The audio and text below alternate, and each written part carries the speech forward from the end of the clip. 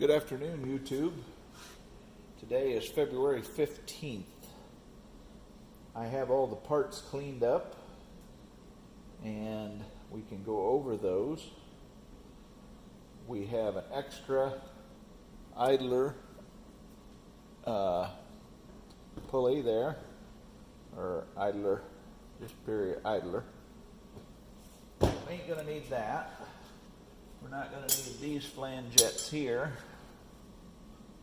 So we've got our hardware cleaned up, got everything cleaned up and ready.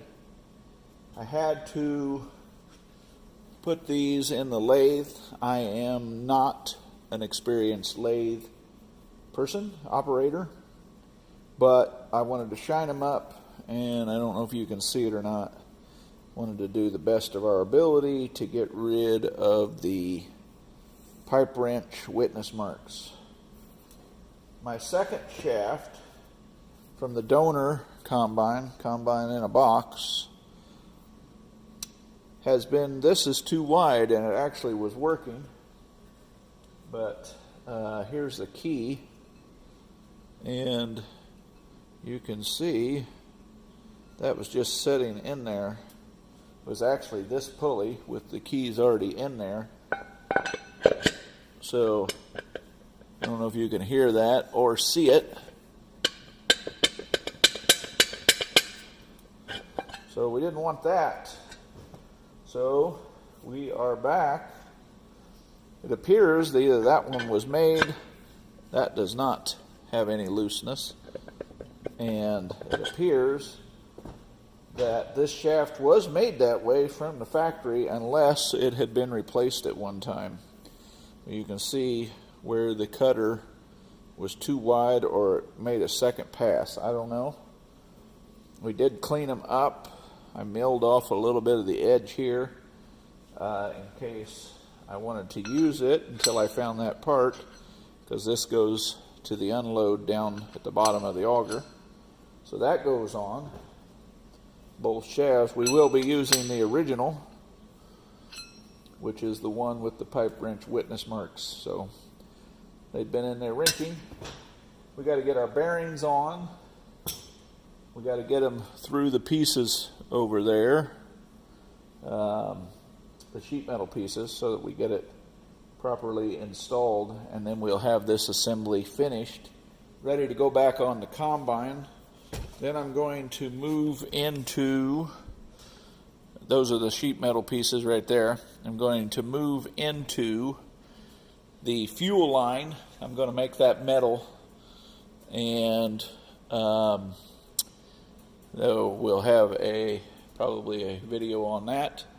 Then we will start putting the big pulley on and the main thrashing belt, and start building this corner back up. So that is the plan. And today I'm going to reassemble this sub-assembly and probably call it a day. This one here is original to the combine. There's really nothing wrong with it. Everything I can see on the donor combine piece is just as good.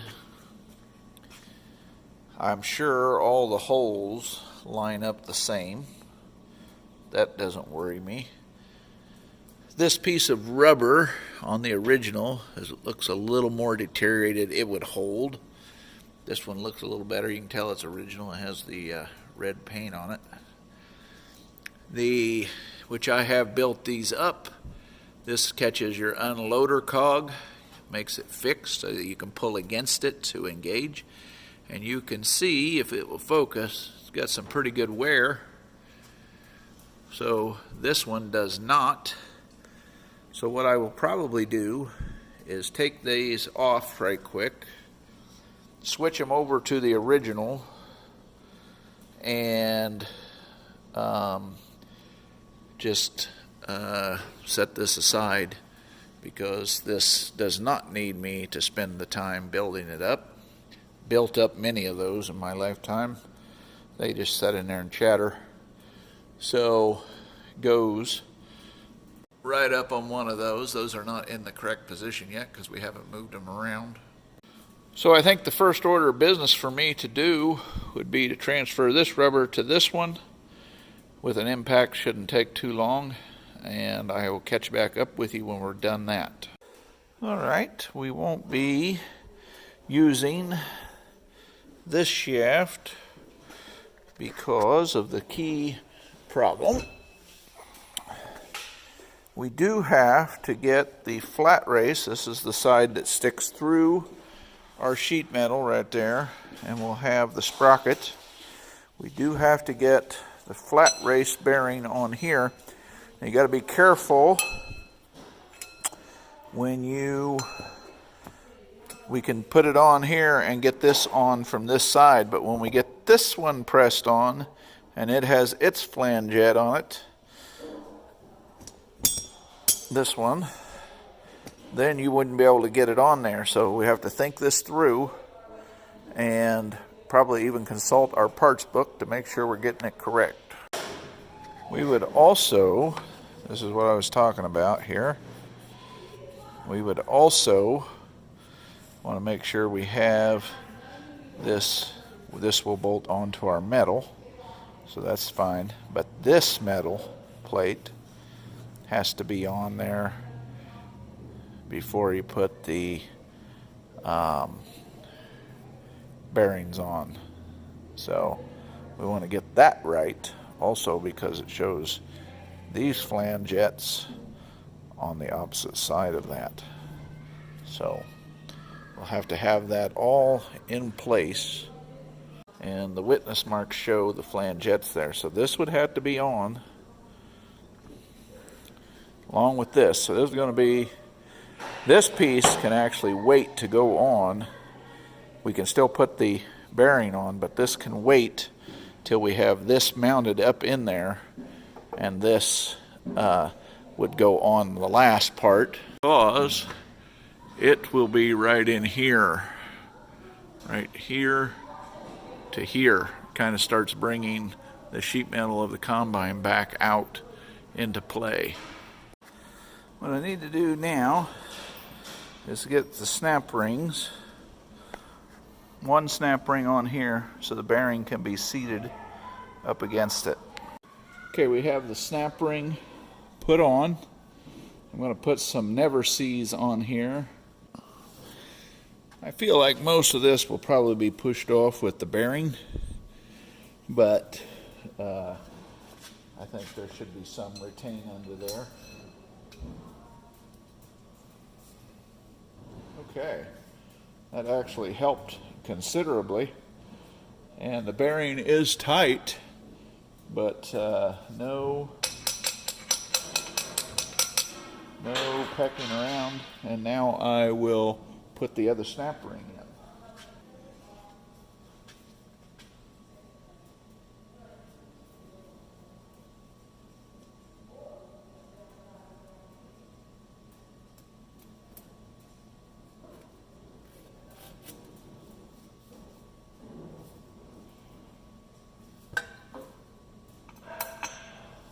There we go. Now that bearing is retained to the shaft, and this will be the one that goes through to the sprocket. This will be the sprocket end. So I think that's moving along nicely. So what I want to do now is have to start working with the metal pieces here. We need to remember to have the correct flangette for the flat race bearing on here. So there's that one. That will be there. We want to be through our piece here, and correction, want to be through our piece here, have our second one on here, because there's where it mounts. This one will be over there. So this will be this. So we have to think this through to have every piece. Now I'll put some Loctite, or not Loctite, anti-seize on there.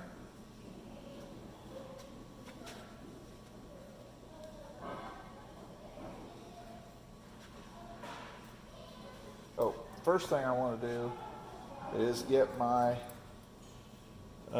snap ring on there for the bearing. This one only has one snap ring, and then it is retained against the pulley.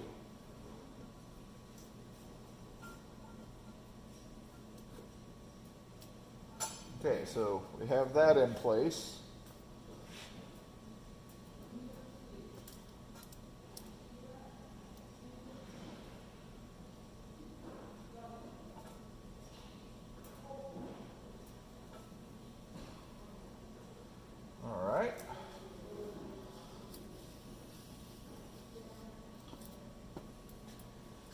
Making sure to have all the flanges on, and this should go there, and that is a tight fit. Even though you see me push it on, that's a tight fit, but that anti-seize really helps out. We'll wipe off the excess.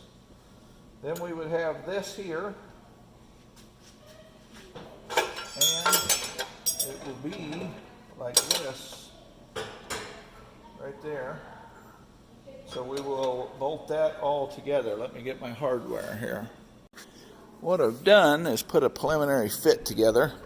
Now, this is where the sprocket will go, and then it has a snap ring to retain it to the keyed shaft.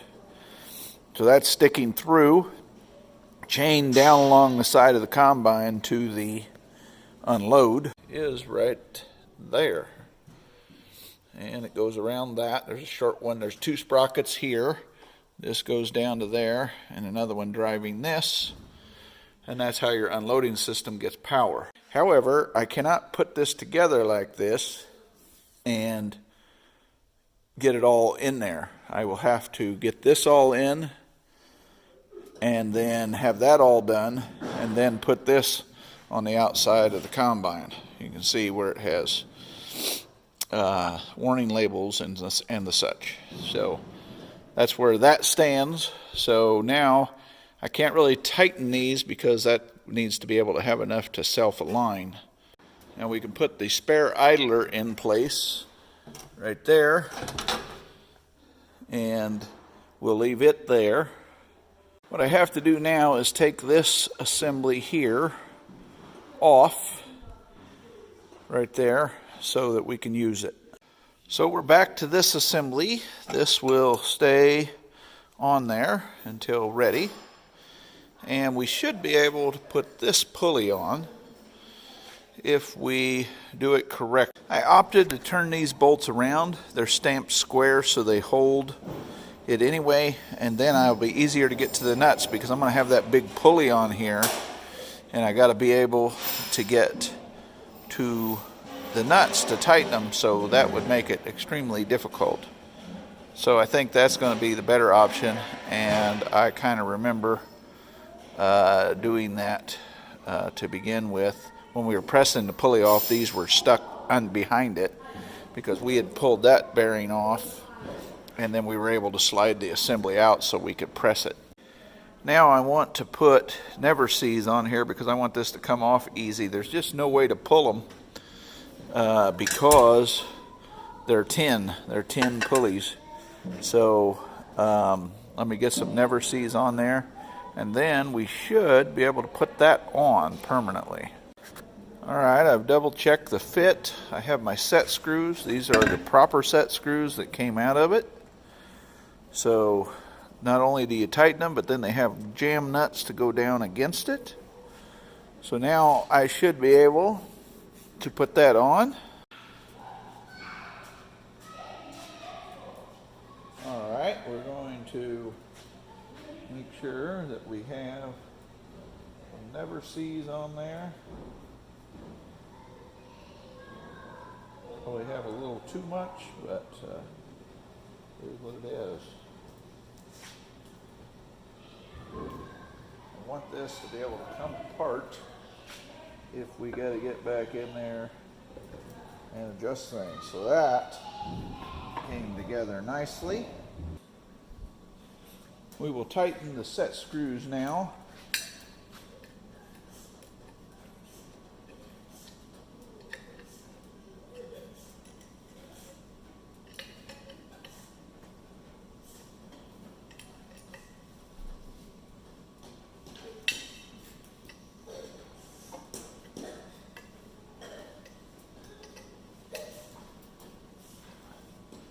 Now we should be able to run the jam nuts down.